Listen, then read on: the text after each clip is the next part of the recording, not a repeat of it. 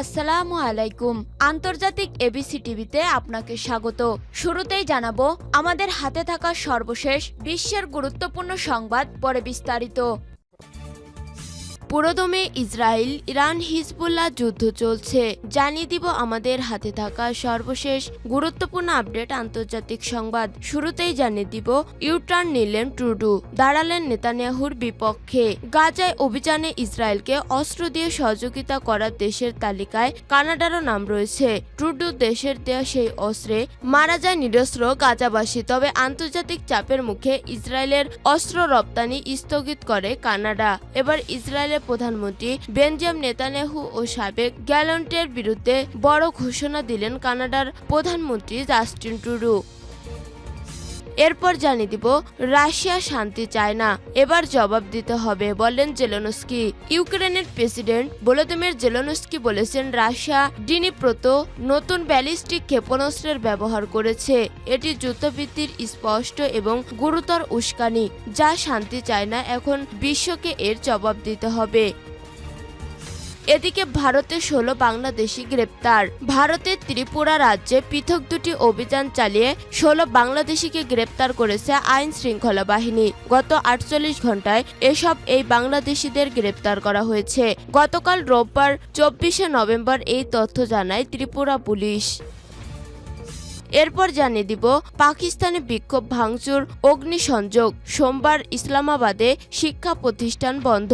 পাকিস্তানের সাবেক প্রধানমন্ত্রী ও পাকিস্তান তেহরিক-ই-ইনসাফ পিটিআই দলের প্রতিষ্ঠাতা ইমরান খানের মুক্তির দাবিতে দেশব্যাপী বিক্ষোভে দেখিয়েছে দলটির নেতাকর্মীরা। রোববার বিক্ষোভের সময় দেশের বিভিন্ন প্রান্তে পুলিশের সঙ্গে সংঘর্ষ এবং পুলিশের গাড়ি ভাঙচুর এবং অগ্নিসংযোগের ঘটনা ঘটেছে। এবং সর্বশেষ জানিয়ে দিব ব্রাজিল বাস খাদে পড়ে 30 জনের মর্মান্তিক মৃত্যু। ব্রাজিলের পাহাড়ি এলাকার আলাগোয়াস রাজ্যে একটি যাত্রীবাহী বাস খাদে পড়ে 23 জনের মর্মান্তিক মৃত্যু হয়েছে। রোববার 24শে নভেম্বর রাজ্যের ইউনিয়া দোস পালমারের শহরের কাছে পাহাড়ি রাস্তায় এই দুর্ঘটনা ঘটে। এক বিবৃতিতে রাজ্য সরকার জানিয়েছে পার্বত্য সড়ক থেকে ওই বাসটি খাদে পড়ে যায়। এ সময় ঘটনাস্থলেই 23 জনের নিহত হন এবং তাদের উদ্ধার করা হয়। আহত অবস্থায় হাসপাতালে নেয়ার পর মারা যান অন্তঃসত্ত্বা এক নারী। প্রিয় দর্শক, এতক্ষণ শুনছিলেন সংবাদ শিরোনাম, এরপর বিস্তারিত। তবে তার আগে বন্ধু জানিয়ে দিন আপনি কোন স্থান থেকে আমাদের সংবাদটি দেখছেন এবং শুনছেন। জানিয়ে দিন এই সংবাদ সম্পর্কে আপনার মূল্যবান মতামত। আর বন্ধু, গাজা যুদ্ধে আপনি যদি নিরীহ ফিলিস্তিনিদের ভালোবেসে থাকেন তাহলে কমেন্টে ইয়েস লিখে বিশ্ববাসীকে জানিয়ে দিন। আর বন্ধু, আপনি যদি আমাদের চ্যানেলে নতুন হয়ে থাকেন তাহলে ভিডিওটি দেখতে দেখতে চ্যানেলটি সাবস্ক্রাইব করে রাখুন, যাতে করে আমাদের পরবর্তী সংবাদগুলো সবার আগে আপনার কাছে পৌঁছে যায়। এবারে বিস্তারিত। ইউটার্ন নিলেন ট্রুডো, দাঁড়ালেন নেতানিয়াহুর বিপক্ষে। গাজা অভিযানে ইসরায়েলকে অস্ত্র দিয়ে সহযোগিতা করার দেশের তালিকায় কানাডার নামও রয়েছে। ট্রুডো দেশের দেয়া সেই অস্ত্রে মারা যায় নিরস্ত্র গাজাবাসী। তবে আন্তর্জাতিক চাপের মুখে ইসরায়েলে অস্ত্র রপ্তানি স্থগিত করে কানাডা। এবার ইসরায়েলি প্রধানমন্ত্রী বেঞ্জামিন নেতানিয়াহু ও সাবেক প্রতিরক্ষা মন্ত্রী ইয়োব গ্যালন্টের বিরুদ্ধে বড় ঘোষণা দিলেন কানাডার প্রধানমন্ত্রী জাস্টিন ট্রুডো। ঐতিহাসিকভাবে ইসরায়েলের সঙ্গে কানাডার ভালো সম্পর্ক রয়েছে, কিন্তু সম্প্রতি নেতানিয়াহু ও গ্যালন্টের বিরুদ্ধে গ্রেপ্তারি পরোয়ানা জারি করে আন্তর্জাতিক অপরাধ আদালত আইসিসি। এরপর ইউরোপের কয়েকটি দেশ জানিয়েছে নেতানিয়াহু সেসব দেশে পা রাখলেই তাকে গ্রেপ্তার করা হবে। এবার সে পথে হাঁটার ঘোষণা দিলেন কানাডার প্রধানমন্ত্রীও। জেরুজালেম পোস্টের খবরে বলা হয়েছে কানাডায় নেতানিয়াহু ও গ্যালন্টের প্রবেশ করলে তাদের ক্ষেত্রে আন্তর্জাতিক আইন মানা হবে বলে স্পষ্ট করেছেন ট্রুডো। কানাডা আন্তর্জাতিক আইন মানার কথা বললেও ইসরায়েলের মিত্র যুক্তরাষ্ট্র কড়া প্রতিক্রিয়া দেখিয়েছে। ওয়াশিংটন আইসিসির সিদ্ধান্ত এতটাই ক্ষিপ্ত হয়েছে যে আইসিসির বিরুদ্ধে পদক্ষেপ নেওয়ার ঘোষণা দিয়েছে তারা। এদিকে কানাডায় দিন দিন ইসরায়েল বিরোধী অবস্থা দৃঢ় হচ্ছে। বৃহস্পতিবার দেশটিতে প্রায় 85,000 শিক্ষার্থী রাস্তায় নেমে ইসরায়েল বিরোধী বিক্ষোভ করে। তাদের দাবি ইসরায়েলের সঙ্গে কানাডার দূরত্ব বাড়াতে হবে। বিশ্বের 124টি দেশ আইসিসি রোম সংবিধিতেই সই করেছে। আর সেই এসব দেশে গেলেই নেতানিয়াহু ও গ্যালন্টকে গ্রেপ্তারের আইনগত বাধ্যবাধকতা রয়েছে। রাশিয়ায় শান্তি চায় না, এবার জবাব দিতে হবে, বললেন জেলেনস্কি। ইউক্রেনের প্রেসিডেন্ট ভলোদিমির জেলেনস্কি বলেছেন, রাশিয়ার ডিনিপ্রোতে নতুন ব্যালিস্টিক ক্ষেপণাস্ত্রের ব্যবহার করেছে। এটি যুদ্ধবৃদ্ধির স্পষ্ট এবং গুরুতর উস্কানি। তারা শান্তি চায় না, এখনই বিশ্বকে এর জবাব দিতে হবে। বৃহস্পতিবার 21 নভেম্বর রাতে বিশ্ববাসীর উদ্দেশ্যে দেয়া ভাষণে জেলেনস্কি এ আহ্বান জানান। এর আগে তিনি রাশিয়ার বিরুদ্ধে আন্তঃমহাদেশীয় ক্ষেপণাস্ত্র ব্যবহারের অভিযোগ তুলে বক্তব্য দেন। তিনি বলেন, একটি রাশিয়ার ক্ষেপণাস্ত্র ডিনিপ্রোর দিকে ছোড়া হয়, যেটিতে আন্তঃমহাদেশীয় ব্যালিস্টিক ক্ষেপণাস্ত্রের বৈশিষ্ট্য রয়েছে। জেলেনস্কি সরাসরি না বললেও ইউক্রেনের বিমান বাহিনী বলেছে, রাশিয়া বৃহস্পতিবার ভোরে আস্ট্রাখান অঞ্চল থেকে একটি আন্তঃমহাদেশীয় ব্যালিস্টিক ক্ষেপণাস্ত্র নিক্ষেপ করে। একই সঙ্গে একই লক্ষ্যে বিভিন্ন ধরনের ক্ষেপণাস্ত্র ছুড়ে তারা। ইউক্রেনের ডিনিপ্রো অঞ্চল লক্ষ্য করে রাশিয়া এই অঞ্চল। ইউক্রেন যুদ্ধে এ ধরনের অত্যাধুনিক দূরপাল্লার অস্ত্র প্রথমবারের মতো ব্যবহার করল রাশিয়া। ক্ষেপণাস্ত্রগুলো হাজার হাজার কিলোমিটার পাড়ি দিতে সক্ষম। সাধারণত অন্য মহাদেশে শত্রুর ঘাঁটিতে হামলা করতে এ ধরনের অস্ত্র তৈরি করা হয়েছে। ভারতে 16 বাংলাদেশি গ্রেপ্তার।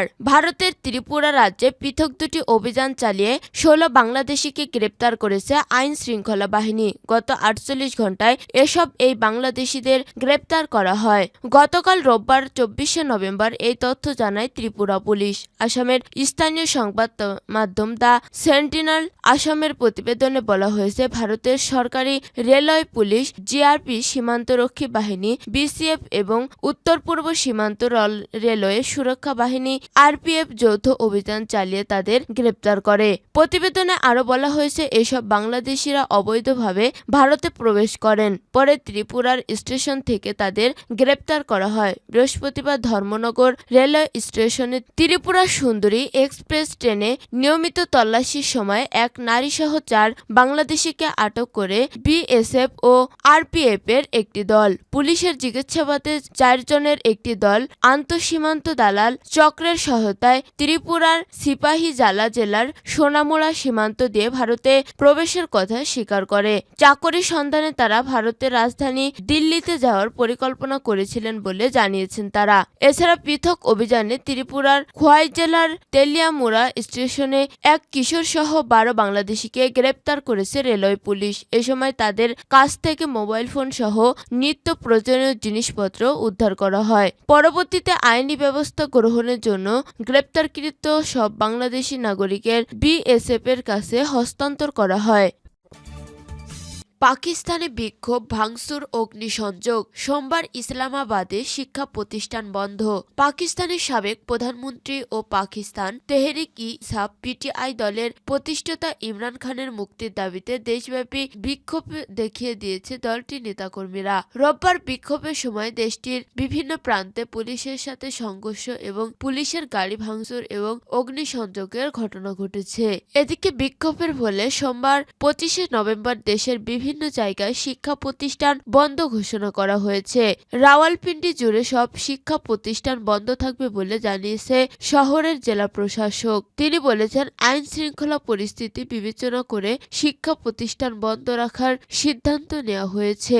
এর আগে ইসলামাবাদেও একই সিদ্ধান্ত নিয়েছে প্রশাসন। এদিন বিকেলে খাইবার পাখতুনখোর কেপি থেকে ইসলামাবাদের দিকে অগ্রসর হওয়া মিছিলের অংশ নেয় ইমরান খানের স্ত্রী বুশরা বিবি। পাকিস্তানি সংবাদ মাধ্যম জিও টিভিকে বুশরা বিবির অংশগ্রহণের কথা নিশ্চিত করেছেন প্রদেশের মন্ত্রী পাখতুন ইয়ার খান। তিনি বলেছেন, খাইবার পাখতুনখোরের মুখ্যমন্ত্রী আলী আমিন গান্ডাপুরের একটি মিছিলের নেতৃত্ব দিচ্ছেন। অন্যদিকে পাকিস্তানের রাজধানী ইসলামাবাদের ফেজাবাদ থেকে পুলিশ অন্তত 16 বিক্ষোভকারীকে আটক করেছে।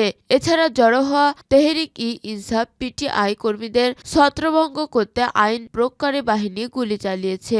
পাশাপাশি দেশব্যাপী প্রায় অর্ধশত নেতাকর্মীকে আটক করেছে পুলিশ। পিটিআই সমর্থকরা বিক্ষোভে যোগদানের পাকিস্তানের জন্য মিছিল নিয়ে ইসলামাবাদের দিকে যাওয়ার সময় গুজরানওয়ালার পিটিআইয়ের জেলা সভাপতি মিয়ান আরকামকে হেফাজতে নেয়ার চেষ্টা করে। তখন নেতাকর্মীরা পুলিশের সাথে সংঘর্ষে জড়িয়ে পড়ে। এক পর্যায়ে তারা পুলিশের উপর হামলা করে আরকামকে মুক্ত করে নিয়ে পালিয়ে যায়। রোববার সকাল থেকেই ইসলামাবাদ ঘেরাও নেতাকর্মীরা বিভিন্ন অঞ্চল থেকে জড়ো হতে শুরু করেছেন। বিক্ষোভের দিন দেশের বিভিন্ন অঞ্চলে মোবাইল ও ইন্টারনেট পরিষেবা বন্ধ করে দেওয়ার অভিযোগও উঠেছে। তবে কঠোর নিরাপত্তা এবং আদালতের রায়কে উপেক্ষা করে আন্দোলনকারীরা বিক্ষোভ সফল করতে রাস্তায় নামে। এদিন পাকিস্তানের জাতীয় সংসদের বিরোধীদলীয় নেতা এবং পিটিআই নেতা ওমর আইব খান ইসলামাবাদে যাওয়ার আগে বলেছেন যে তাদের লক্ষ্য রাজধানীতে পৌঁছানো এবং পিটিআই প্রতিষ্ঠানকে মুক্ত দেয়া।